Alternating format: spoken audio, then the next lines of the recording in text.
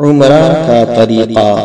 عمرہ نمبر 1 احرام شرط ہے، نمبر 2 طواف رکن ہے، نمبر 3 سعی واجب ہے، نمبر 4 بال منڈوانا یا کتروانا واجب ہے۔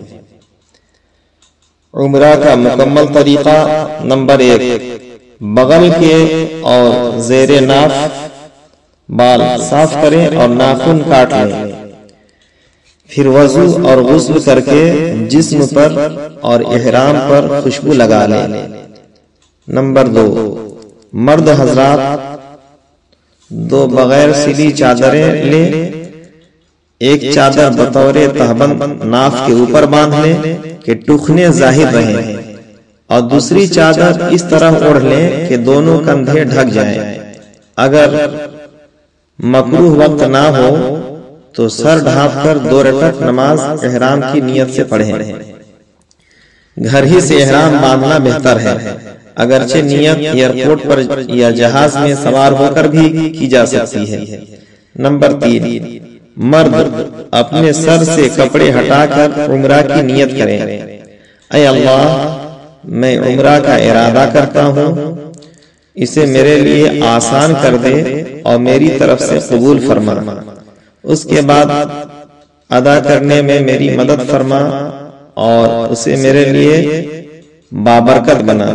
پھر مرد آواز سے اور عورتیں آہستہ 3 بار تلبیہ پڑھیں۔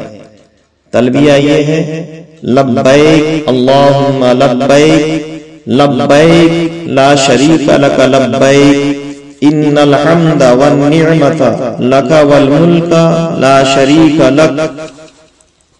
میں حاضر ہوں، اے اللہ میں حاضر ہوں، میں حاضر ہوں، تیرا کوئی شریک نہیں، میں حاضر ہوں، بے شک سب تعریف تیرے لیے ہے اور سب نعمتیں تیری ہی عطا کردہ ہیں، اور بادشاہی تیرے ہی لیے ہے، تیرا کوئی شریک نہیں۔ پھر درود شریف پڑھ کر دعا مانگیں۔ میقات پر یا اس سے قبل احرام کی نیت ضروری ہے۔ نیت اور تلبیہ پڑھنے سے احرام کی پابندیاں شروع ہو جاتی ہیں۔ احرام کے مسائل اب سماعت کریں گے۔ پہلے نمبر 4 اب سن لیں۔ حرم شریف میں داخل ہوتے وقت دایاں پاؤں اندر رکھیں اور مسجد میں جانے کی دعا پڑھ کر اعتکاف کی نیت کر لیں۔ نمبر 5 نظریں نیچی رکھتے ہوئے چلیں، اور جب خانے کعبہ پر پہلی نظر پڑے تو ٹھہر جائیں اور کعبہ شریف پر نظر جمائے رکھیں اور 3 بار لا الہ الا اللہ واللہ اکبر کہیں، پھر درود پڑھ کر دعا مانگیں۔ پہلی نظر میں جو دعا کی جائے قبول ہوتی ہے، یہ دعا بہتر ہے: مولا میں جو دعائیں مانگوں وہ سب قبول فرما۔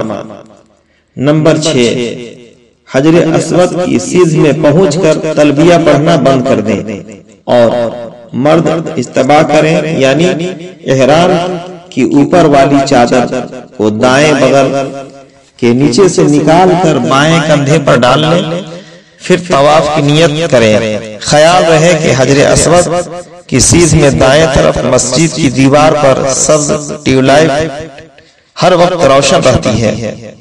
نمبر 7 اب حجر اسود کی سیدھ میں اس طرح کھڑے ہوں کہ آپ کا سینہ حجر اسود کی طرف ہو، پھر بسم اللہ والحمد للہ واللہ اکبر والصلاۃ والسلام علی رسول اللہ پڑھ کر استلام کریں، یعنی دونوں ہاتھ اٹھا کر حجر اسود کی طرف چھونے کا اشارہ کر کے انہیں چوم لیں، پھر اسی جگہ کھڑے کھڑے دائیں طرف مڑ جائیں اور طواف شروع کر دیں۔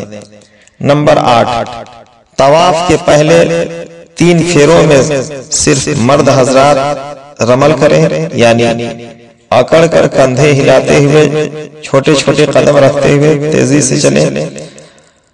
ہر وہ طواف جس کے بعد سعی کرنی ہو اس میں رمل ضروری ہے۔ نمبر 9 پورے طواف میں باوضو رہنا ضروری ہے، خواہ طواف نفلی ہی ہو۔ دوران طواف وضو ٹوٹ جائے تو اگر چادر پھیروں سے کم کیے ہوں تو جہاں سے چھوڑا وہیں سے شروع کریں، یا چاہیں تو نئے سرے سے شروع کریں۔ اگر 4 سے زائد چکر کر لیے تو اب جہاں سے چھوڑا تھا وہیں سے طواف کرنا ہوگا، نئے سرے سے نہیں کر سکتے۔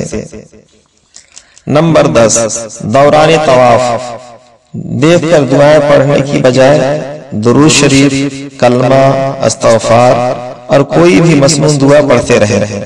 نیز اپنی زبان میں بھی جو دعائیں مانگنا چاہیں مانگتے رہیے۔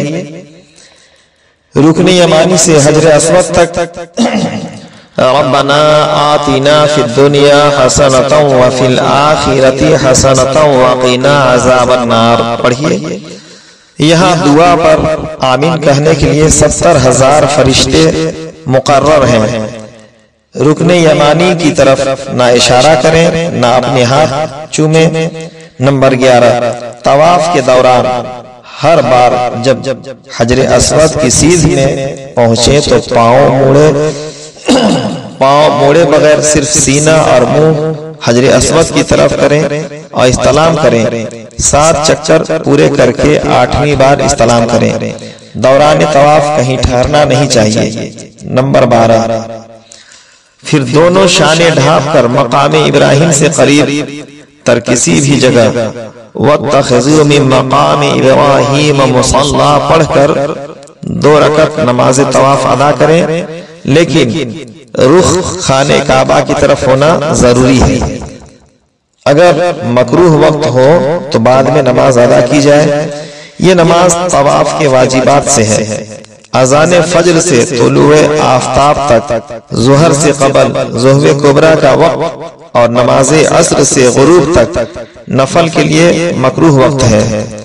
نمبر 13، پھر ملتزم یعنی باب کعبہ کے پاس آ کر خوب رو رو کر دعا مانگے کہ قبولیت کا موقع ہے۔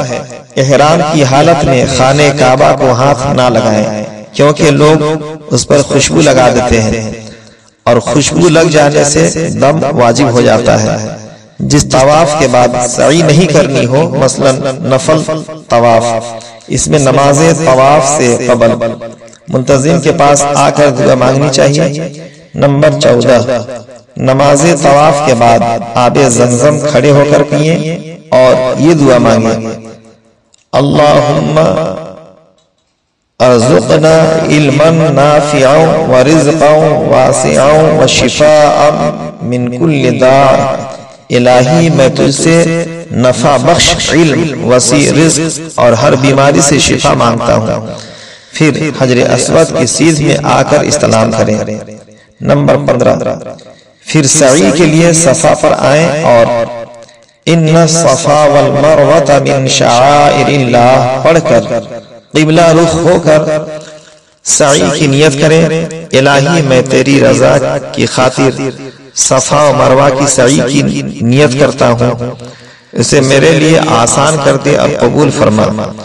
جب بھی صفا و مروہ پر چڑھیں تو 3 بار اللہ اکبر کہہ کر چوتھا کلمہ لا الہ الا اللہ وحدہ لا شریک لہ لہ الملک ولہ الحمد یحیی ویمیت وہو حی لا یموت ابدا ابدا ذو الجلال والاکرام بیدہ الخیر وہو علی کل شیء قدیر پڑھیں۔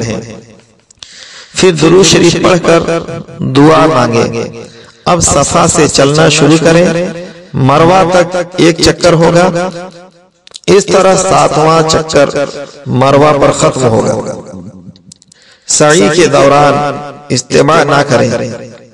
نمبر 16، ہر چکر میں سبز ستونوں کے درمیان صرف مرد مناسب انداز میں دوڑیں، وہاں یہ دعا پڑھیں، ربی غفر ورحم وانت الاعز الاکرم، اے رب بخش دے اور رحم فرما، بے شک تو ہی سب سے زیادہ عزت اور بزرگی والا ہے۔ نمبر 17، سعی سے فارغ ہو کر اگر مکروہ وقت نہ ہو تو مسجد حرام میں آ کر 2 رکعت نفل ادا کریں اور پھر جتنی دعائیں چاہیں کریں۔ نمبر 18 پھر سر کے بال منڈوائیں یعنی حلق کرائیں یا چوتھائی مقدار میں بال کٹوائیں جس کو قصر کہتے ہیں، یہ چوتھائی سے کم نہ ہو۔ عورتوں کو چاہیے کہ اپنی چوٹیا کے بال اپنی انگلی کے ایک پور سے کچھ زائد کاٹ لیں، یہ احتیاط رکھیں کہ کم از کم چوتھائی سر کے بال ایک پور کے برابر کٹ جائیں۔ اب عمرہ مکمل ہو گیا، اسے خوب ذہن نشی کر لیں تاکہ عمرہ کرنے میں آسانی ہو۔ ویڈیو پسند آئے تو ویڈیو کو لائک شیئر کامنٹ کرنا نہ بھولیں۔ شکریہ، جزاک اللہ تعالی فی الدارین۔